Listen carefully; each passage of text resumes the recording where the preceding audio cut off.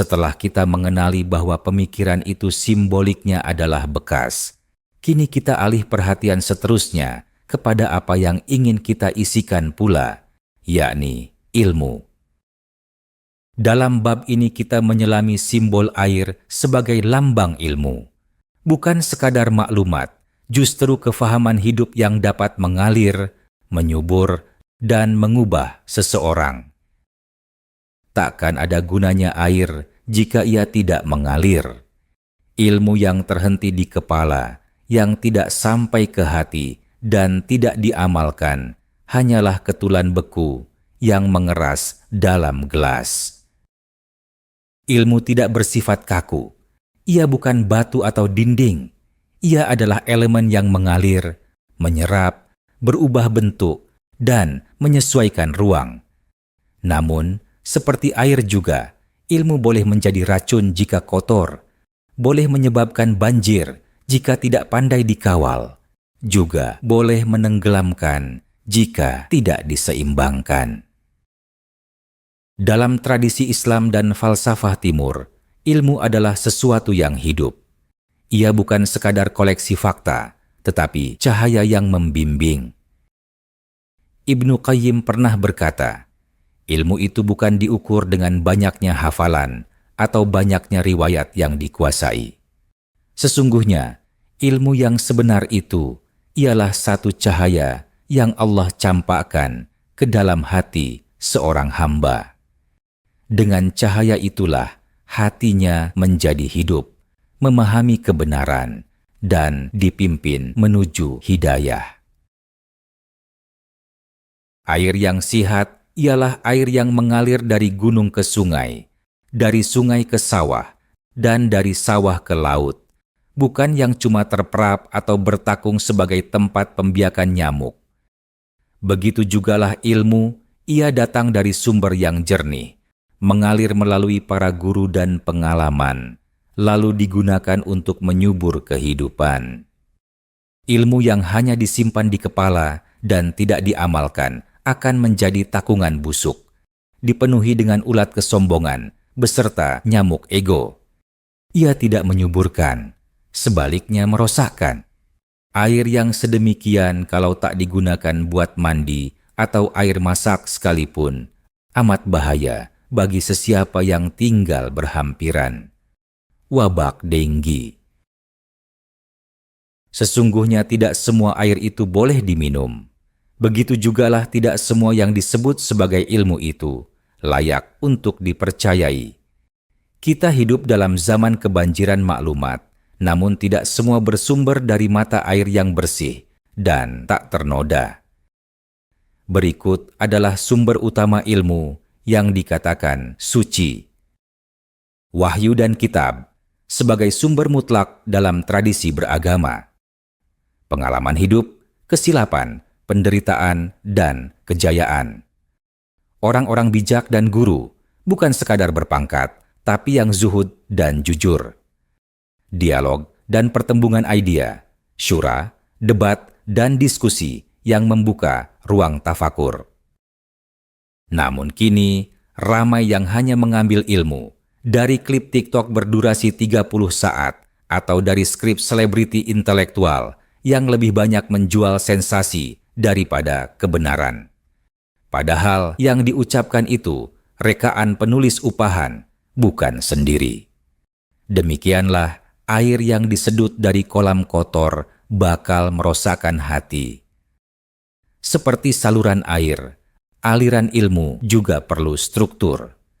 Tanpa batasan, air akan membanjiri dan memusnahkan. Tanpa aliran, ia akan membusuk. Ilmu yang mendidik adalah ilmu yang mengalir perlahan tetapi mendalam.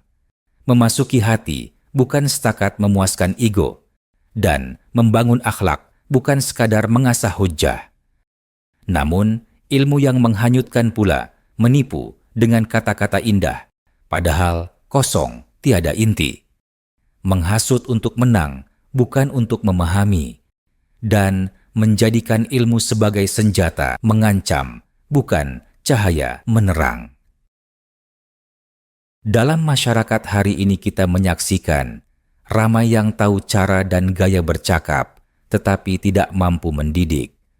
Mereka menghanyutkan orang ramai ke dalam ombak debat dan perpecahan, sengaja mencetuskan kontroversi bagi meraih perhatian spesies manusia yang mudah terhasut, bukan mengalirkan mereka ke arah penyatuan dan kebijaksanaan. Setiap air yang diminum perlu disaring. Begitu juga ilmu yang masuk ke dalam diri. Kita perlukan alat penapis yang berupa hati yang jernih, akal yang tajam, dan prinsip yang kukuh. Antara soalan yang harus ditanyakan untuk menapis ilmu ialah, adakah ilmu ini mendekatkan aku kepada kebenaran atau cuma membesarkan ego? Adakah ia membuat aku lebih sabar atau lebih cepat menghakimi? Adakah aku mengamalkannya atau sekadar mengutip untuk memenangi perbualan? Ilmu yang tidak disaring akan menjadi racun dalam tubuh sosial. Ia bisa melahirkan pendebat tanpa adab. Contohnya, mungkin pensyarah tanpa rasa takut kepada Tuhan.